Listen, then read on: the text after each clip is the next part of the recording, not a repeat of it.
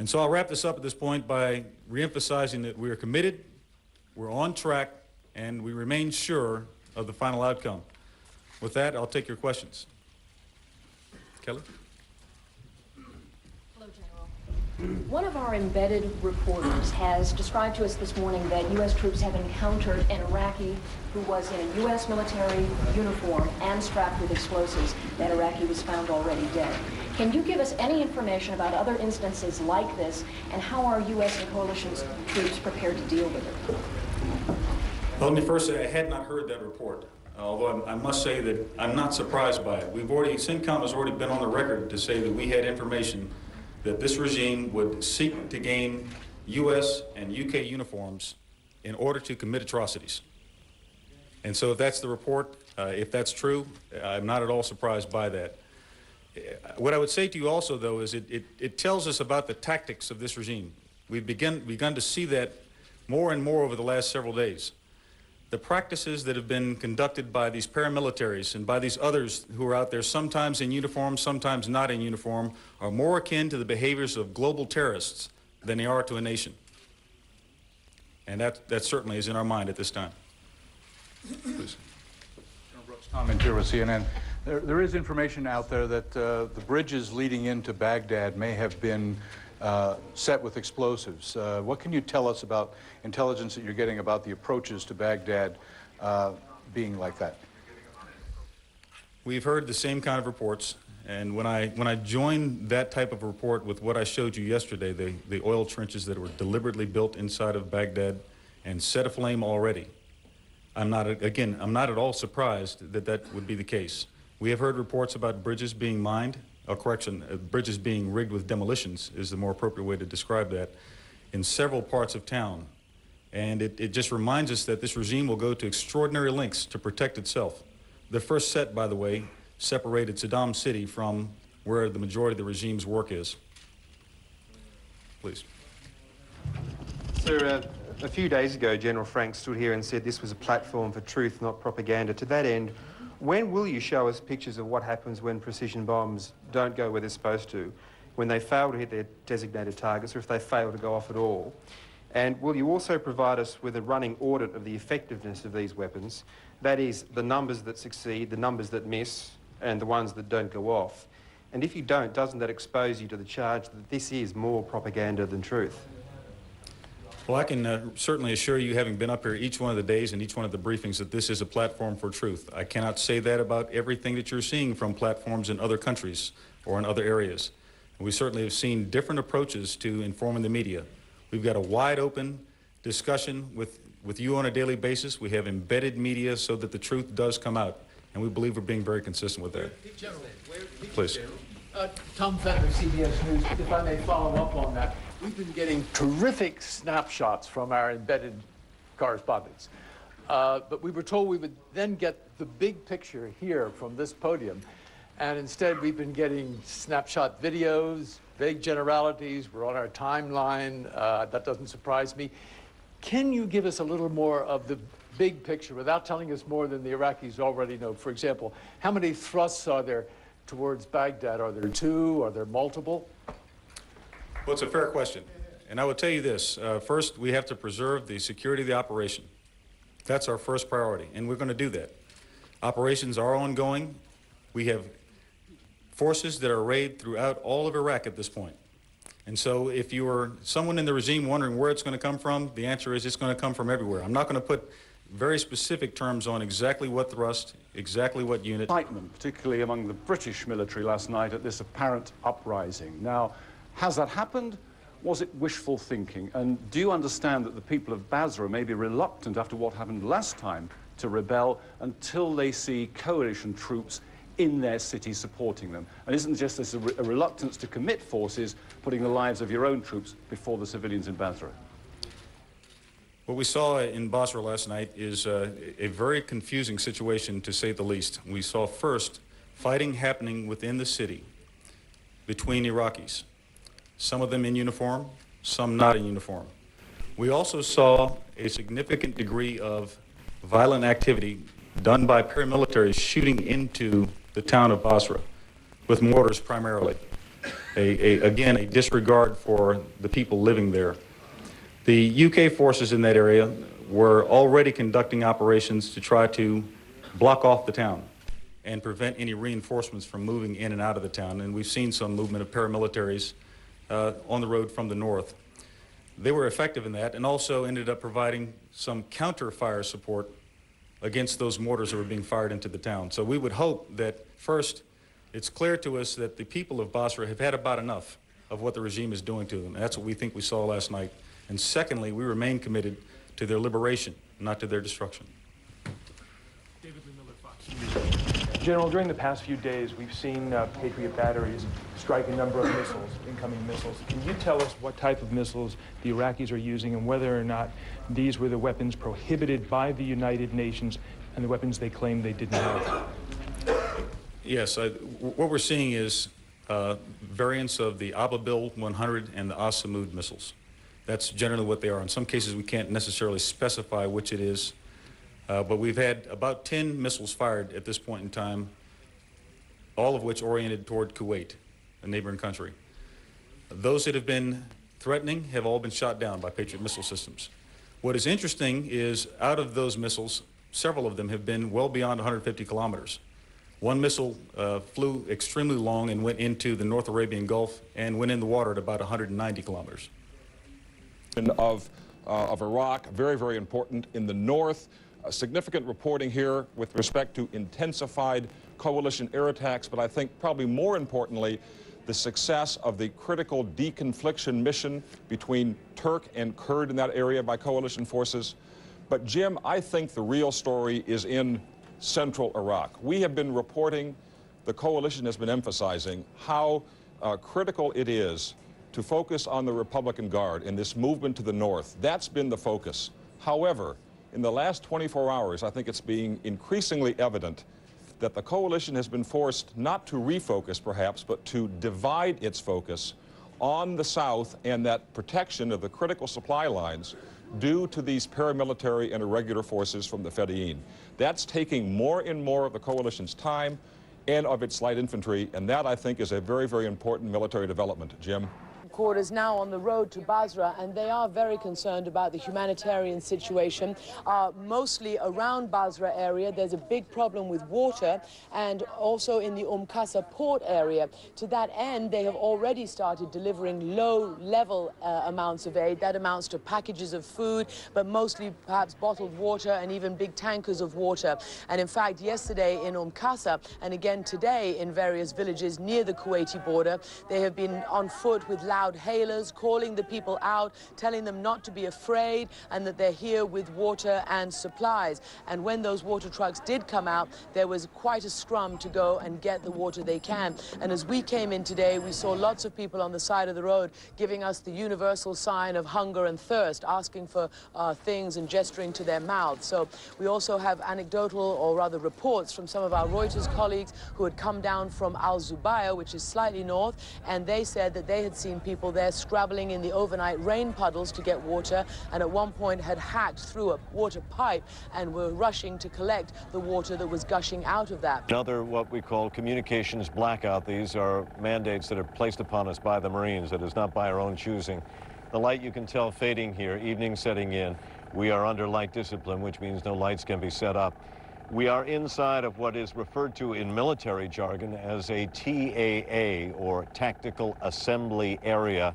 It's essentially a parking lot. I doubt if you can see it now in the darkness behind us, but a huge gathering of military hardware and vehicles. These assembly areas are set up very quickly in a matter of minutes to a matter of hours. You can stay here in these assembly areas. They are protected on their perimeters. For maybe a couple of hours, it could be a couple of days. We don't know at this particular point.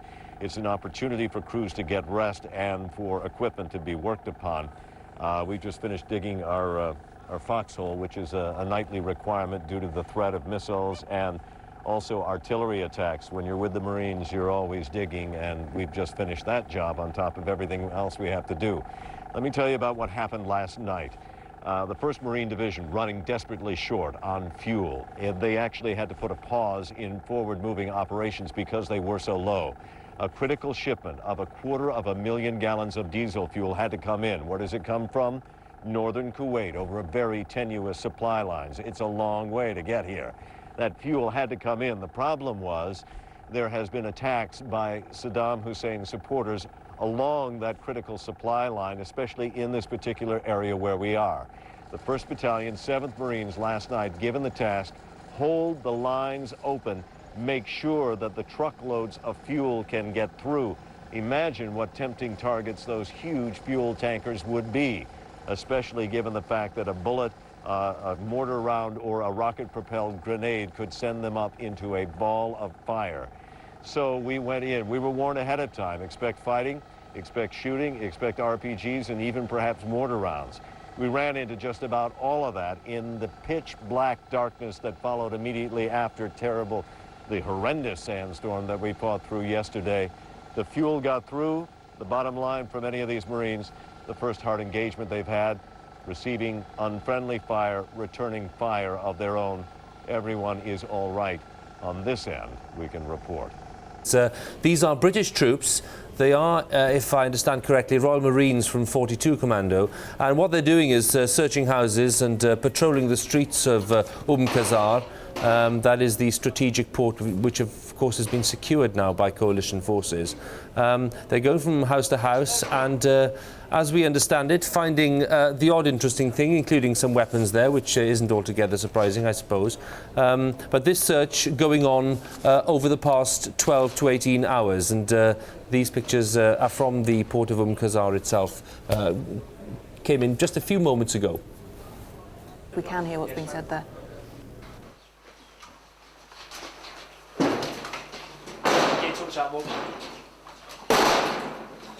Been there? Storeroom, mate. Nothing else. What's underneath that rack? Fucking hell. I think they got fucking shot then.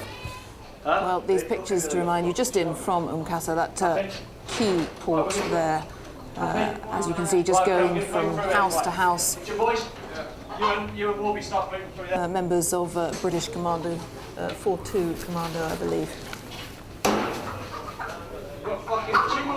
And this, of course, Jane, all part of the process of making the port itself and the surrounding areas totally secure. When we say they've secured the port, of course, that doesn't mean to say that they've guaranteed that every part of Qasr is safe, and that's what this process is. So they're carefully going from building to building, including sort of offices and, of course, in this case, some residential areas too. In groups of 4 or 5. Royal Marines from 42 Commando, as we said, patrolling the streets of Qasr today. And these pictures are just coming in from the Gulf a few moments ago. This is the live image there tonight. It's one we're becoming familiar with now after here we are on day 7 of the war. That key airfield where the B-52s are loaded with bombs. That's the scene there tonight. We'll keep an eye on events there for you, of course, as And as ever. we look at those pictures, Jane, just to say that we're getting new reports from Baghdad this evening, not unrelated to the scenes we're seeing here in Gloucestershire. New wave of explosions hitting the southern outskirts of Baghdad, the latest in a series of airstrikes apparently aimed at the Iraqi forces were dug in to defend the capital. That's according to Reuters, by the way, at the moment. And they said at least a dozen explosions were heard in the south and southeast of Baghdad, where units of the Republican Guard have been heard, are believed to be deployed there. So clearly we're looking at Fairford, I understand that, but these B-52s have been playing their part in bombing parts of Baghdad and indeed other parts of Iraq. Of the 5th Regiment are recovering from battle. This morning, injured Iraqi soldiers were still being carried from the desert, treated by Marines who were fighting with them just hours before. Kind of plays with your mind. One minute they're trying to kill you, and then the next minute they're calling out for help. 37 Iraqi prisoners were taken into custody here, muddy and cold, their hands bound behind their backs. These are not members of the elite Republican Guard. They are ordinary Iraqi soldiers. And they are survivors of a battle that left more than 100 Iraqis dead. That's basically about it. It's dead bodies all through the trench. Seen at least eight dead bodies, Iraqis. Along with the prisoners, Marines recovered dozens of rocket-propelled grenade launchers, mortars, and automatic weapons. The most dangerous of them were blown up. Right there. Unlike in the first Gulf War, where Iraqi soldiers surrendered by the thousands without much of a fight, these soldiers this time around appear to be different. Marines say they seem to be extremely committed to the fight. The death toll in the north of Baghdad comes just a few hours after an attack to take out Iraq's main TV station. It was hit just before dawn. Yet within hours, with the buildings still smouldering, the television channel was back on the air. It continues to broadcast songs in praise of the Iraqi President Saddam Hussein. It's not clear whether these transmissions are still coming from the TV station site or whether they're being received nationwide. Our vantage point is the roof of the Ministry of Information building, the only place where we're allowed to broadcast from. TV equipment here was destroyed, not by the bombing, but by the fierce sandstorm. This evening, the wind is again rising, reducing visibility to a matter of feet. This city now has an extremely eerie feel. It's now shrouded in this orangey haze, and Iraqi officials are taking some comfort from these extraordinary scenes. One told me it proves that God is now on our side. It isn't war-fighting weather. United States Marines on their way north to join in the assault on Baghdad were facing their main enemy here, which was not the Iraqis but the sandstorms, leaving the British to do what they could around Basra. Overnight shelling of Iraqi positions did not produce the required result, nor did anything come of the vaunted popular uprising reported in Basra last night. The British remained in blocking positions. Instead of a full-scale attack on the Iraqis, this is warfare light. We've had to be flexible, adapt our tactics, but we are progressing on time and we're making our objectives that are set for us. British troops near Basra have been in danger both from friendly fire and from Iraqi fire. Back on HMS Ocean, a Royal Marine described a close encounter with the Iraqis. A second tank then came and engaged us, but fortunately we managed to engage him before he got effective fire on us. The American fear, which goes back to their folk memory of Vietnam, is being stuck in a sort of quagmire. Today they announced that their existing troops are to be reinforced by an entire new division, the 4th Infantry, but it'll take them a while to get here. Fighting continues for the southern city of Nasiriyah, but the Americans have not yet captured it. What's not clear is how much the slowness of their advance is due to the weather and how much to Iraqi opposition. The Iraqis, on foot and using guerrilla tactics, certainly haven't given up. One place that has been secured is the border town of Safwan, where the British today were distributing aid to some very hungry people. The acute humanitarian crisis in Basra hasn't even begun to be addressed. Martin Bell, 5 News.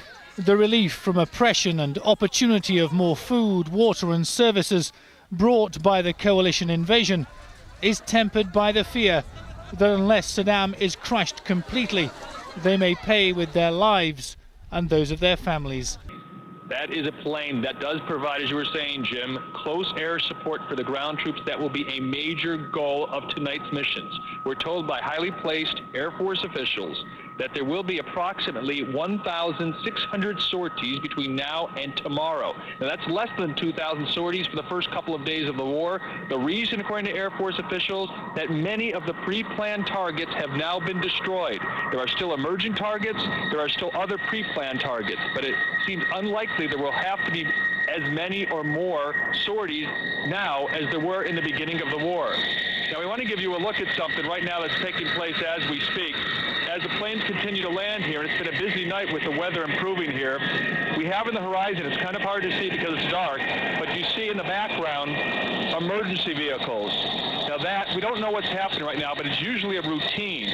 Whenever a combat pilot is coming in for a landing from Iraq and anticipates there may be a problem with his airplane, whether it's a tire, whether it's an instrument, whether it's a gauge, the emergency vehicles all meet the aircraft when it arrives. So right now we have 8 emergency vehicles surrounding an A-10 that landed 5 minutes ago, and we will see and try to find out if anything happened to that plane. But You see the planes continue to land. They continue to take off. They're expecting from this facility up to 300 sorties today. This is just one of more than 30 air bases in the Middle East.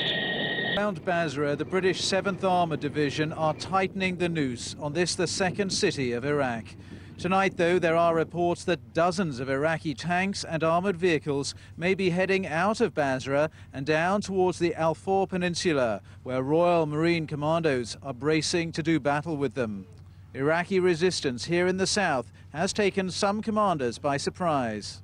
British commanders now have about 20,000 troops on the ground here, but they're trying to control an area roughly the size of Israel, and they admit it could take them many months. Fighters loyal to Saddam Hussein are now hiding out in the towns, and there's heavy street-to-street fighting. In Basra, these Iraqis claim to have brought down an unmanned Allied reconnaissance plane. A small success, perhaps, but even the children celebrate it. And Iraqi television makes the most of the moment to try and show Basra is still loyal to Saddam Hussein. But the truth is, the people in this city have precious little to smile about. They have to queue for clean drinking water and for gas, both in desperately short supply. The UN fear a humanitarian crisis. Many of the city's people are Shiites, fiercely opposed to Saddam Hussein. And while British commanders believe there was a small uprising here last night, it was not enough to count. Our feel for exactly what is going on is not that great. There were reports yesterday from one of our forward battle groups that there may be something happening, but it's very unclear, very indistinct, and I think we've just got to take the next few days to encourage this uprising, because that is what we need. Yes, just to say that you're seeing me in night vision here because we can't use white light at this military installation. Just to say that north of our position here, something like 70 to 120 vehicles, Iraqi armor, tanks, armored personnel carriers, were seen to be heading out of southern Basra about 3 or 4 hours ago. At this very moment in time, coalition jets are attacking that column and apparently having some success. Artillery is also being fired into the column as well, and we understand that that's proving to be a successful mission at the moment. So 70 to 120 vehicles, Iraqi armor, heading our way southeast out of Basra, and they're now engaged in a firefight with coalition jets that are attacking them now. But Clive, it's not clear whether this was a retreat or whether it was a new tactic to perhaps try and retake some of southern Iraq. That's right. That's the big question. A drone, unmanned surveillance aircraft was put into the skies to have a look at this column to try and ascertain exactly what the intentions might have been of the tank commanders. And the message coming back from the drone seemed to be that this was an offensive column heading our way, heading southeast. Hence the attacks now, hence the fighter jets being scrambled into the air. And as I say, that attack is still going on as we speak. And every now and again, you can hear the dull thud of missiles and artillery going into that column way to the north of our position here. Yeah, it's a significant change in policy. Until now, these soldiers have been largely in defensive roles. Now it seems clear that they're ready and able to cross front lines to actively seek out and destroy Iraqi targets. 3 aid trucks from the Kuwaiti Red Crescent Society have come across the border to Iraq. And as they drove in, people came running from the nearby town of Safwan.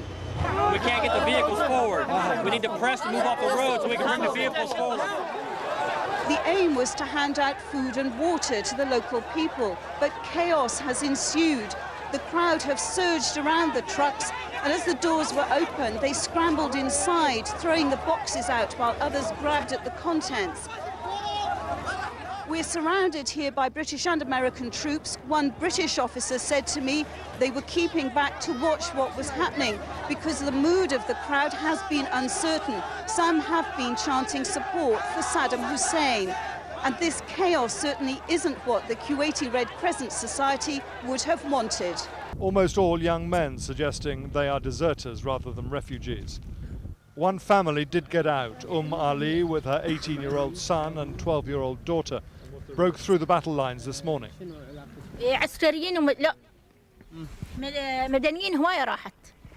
Well, she's saying a lot of civilians got killed in the bombardment, and that's why they ran away. Her daughter spoke of days of fear. She stayed in my room and constantly crying. She was frightened. One of the local commanders here told me he expects to be fighting in this city for weeks. Almost 5,000 men are tied down.